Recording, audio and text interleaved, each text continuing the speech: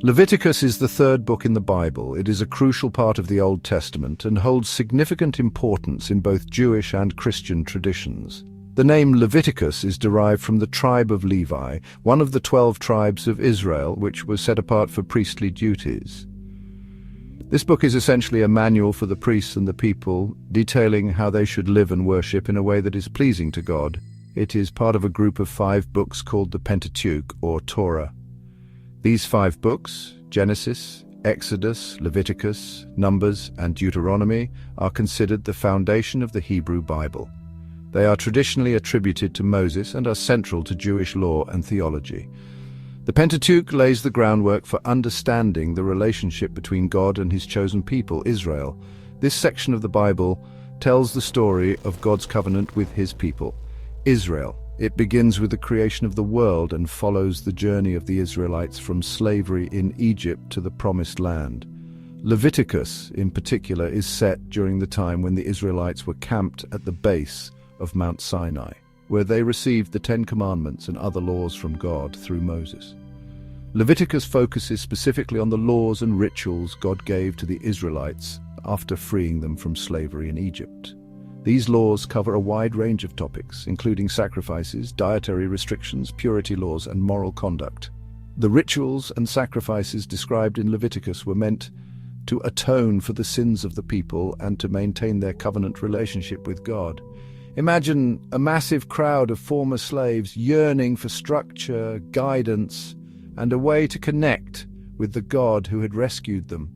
They were in a new and unfamiliar environment, facing numerous challenges and uncertainties. The laws and rituals provided in Leviticus offered them a sense of order and stability, helping them to navigate their new reality and to build a cohesive community. Leviticus provided all of this and more. It was not just a set of rules, but a comprehensive guide to living a life that was holy and set apart for God. The book emphasized the importance of holiness in every aspect of life, from worship and sacrifices to daily conduct and interpersonal relationships.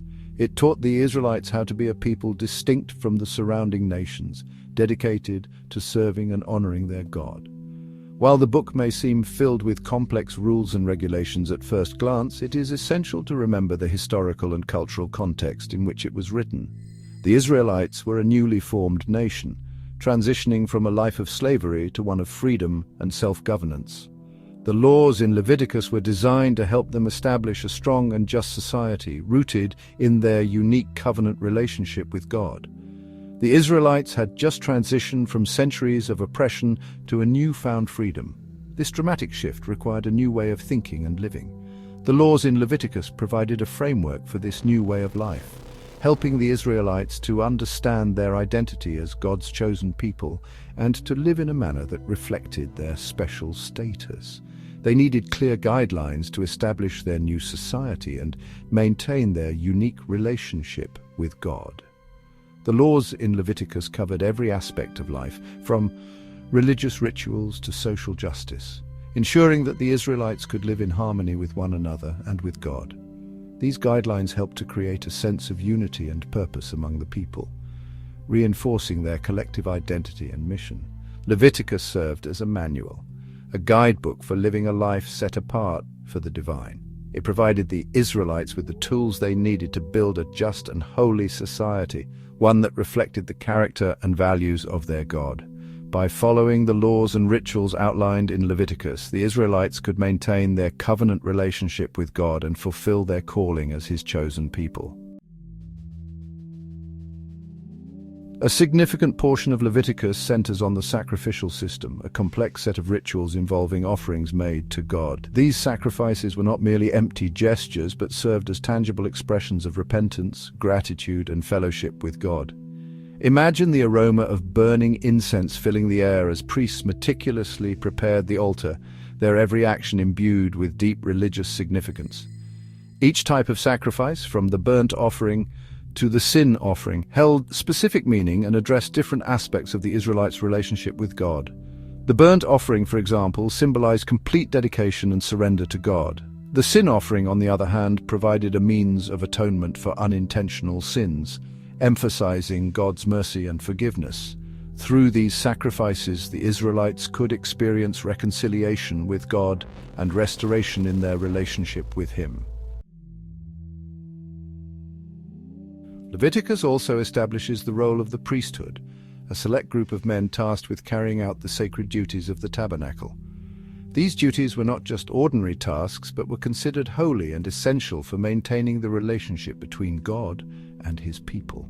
The priests were seen as the custodians of divine law and order, ensuring that the sacred rituals were performed correctly and with the utmost reverence. They were responsible for officiating the sacrificial system, which was a central aspect of worship in ancient Israel. The sacrifices were not merely offerings, but were deeply symbolic acts that represented atonement, thanksgiving, and communion with God. Each type of sacrifice had its own specific rules and significance, and it was the priest's duty to ensure that these were adhered to meticulously.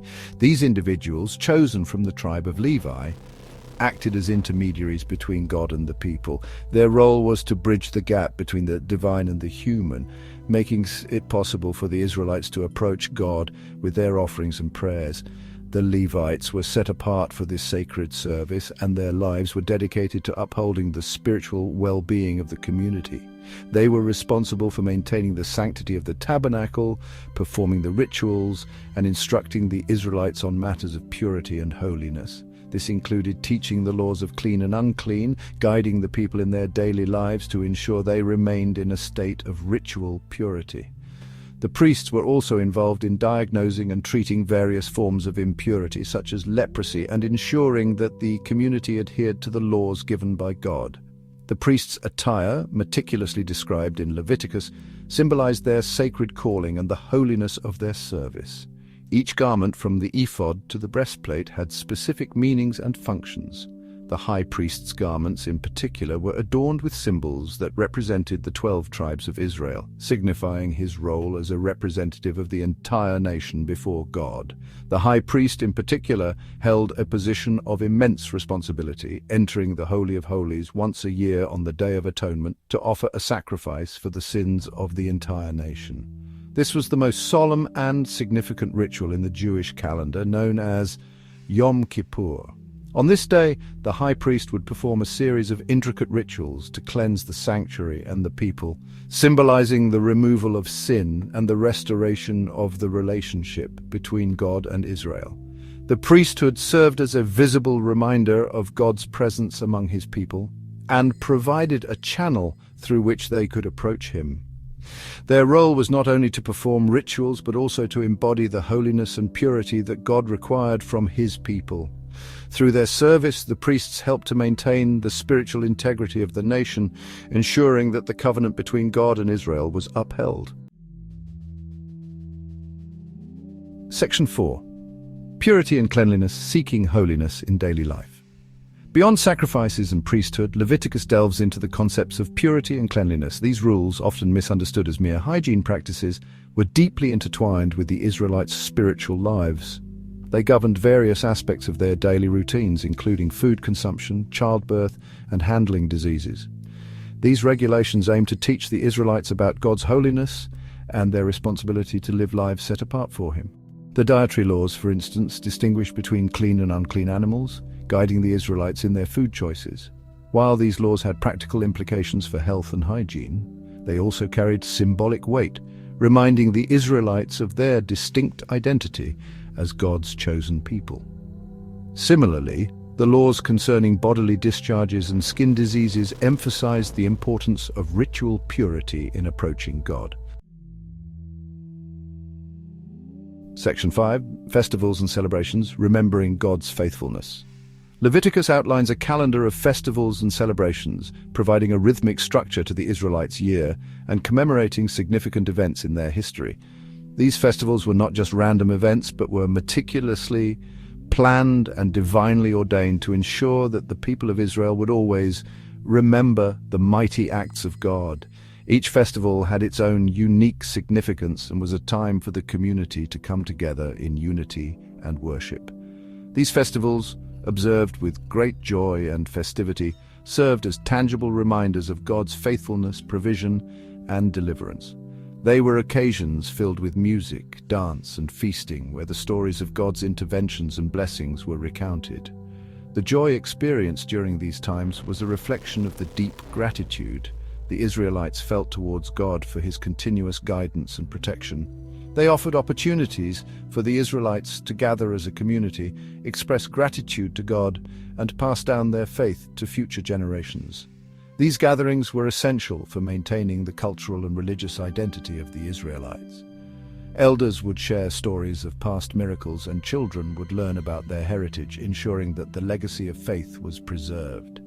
The communal aspect of these festivals fostered a sense of belonging and unity among the people. Passover, for example, commemorated the Israelites' exodus from Egypt, reminding them of God's miraculous deliverance from slavery. This festival was a profound reminder of God's power and mercy. The rituals associated with Passover, such as the eating of unleavened bread and the retelling of the Exodus story, were designed to instill a deep sense of gratitude and reverence for God's saving acts. It was a time for the Israelites to reflect on their journey from bondage to freedom and to renew their commitment to God. The Feast of Weeks, also known as Pentecost, celebrated the giving of the law at Mount Sinai, highlighting the significance of God's covenant with his people. This festival marked the culmination of the 7-week counting period between Passover and Shavuot. It was a time to celebrate the harvest and to remember the momentous occasion when God gave the Torah to the Israelites. The giving of the law was a pivotal event that defined the relationship between God and his people, and Pentecost was a time to reaffirm that covenant. These festivals, woven into the fabric of Israelite life, provided regular occasions for spiritual reflection, communal worship, and joyful celebration of God's goodness. They were more than just religious observances. They were integral to the social and spiritual life of the community.